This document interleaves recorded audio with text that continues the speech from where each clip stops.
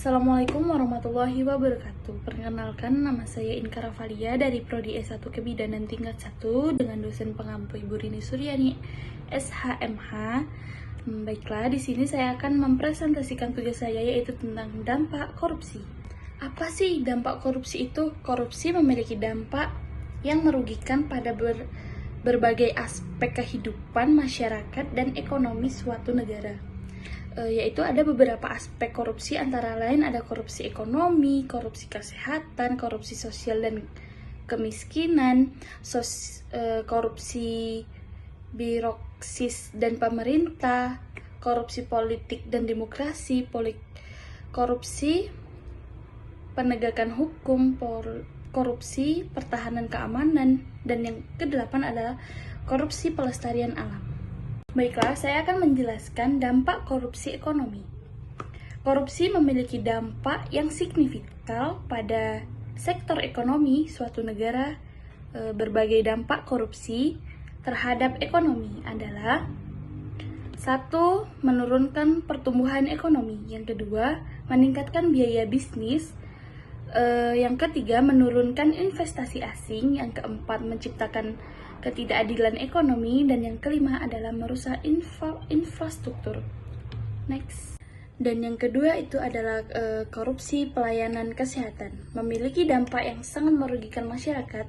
Beberapa dampak korupsi yang dalam sektor kesehatan yaitu adalah penurunan kualitas pelayanan, yang kedua adalah keterbatasan akses pelayanan, yang ketiga adalah kenaikan biaya kesehatan, yang keempat adalah kerusakan infrastruktur kesehatan, dan yang kelima adalah ketidakadilan dalam distribusi sumber daya kesehatan.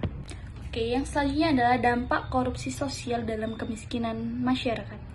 Beberapa dampak tersebut adalah: yang pertama, meningkatkan ketimpangan sosial, yang kedua, mendorong kemiskinan, yang ketiga, menurunkan kualitas layanan publik, yang keempat adalah menciptakan budaya tidak etis, dan yang kelima adalah menurunkan kepercayaan masyarakat. Selanjutnya, dampak korupsi birokrasi pemerintah. Dampak korupsi dalam birokrasi pemerintah memiliki dampak yang serius pada efisiensi, integrasi, dan pelayanan publik.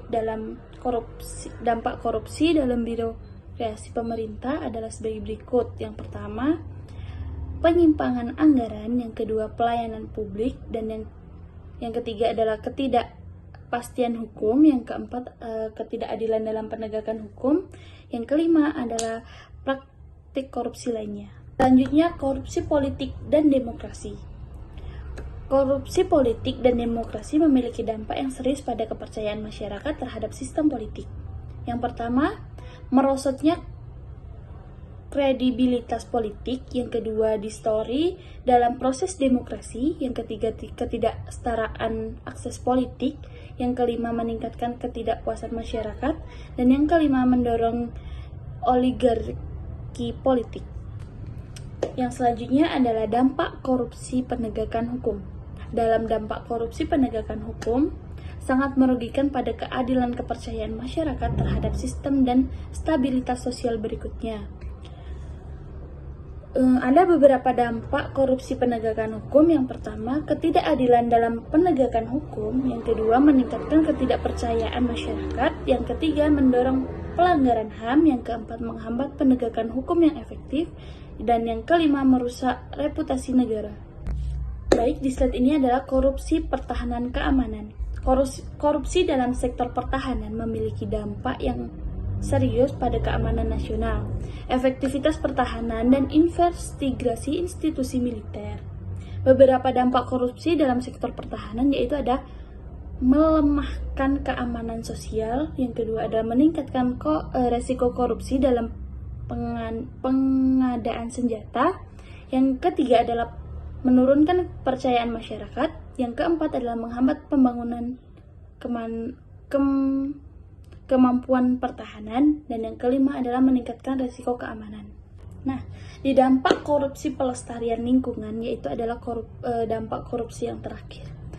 Korupsi dalam pelestarian lingkungan memiliki dampak yang merusak pada ekosistem alam, keseimbangan, dan berkelanjutan sumber daya alam.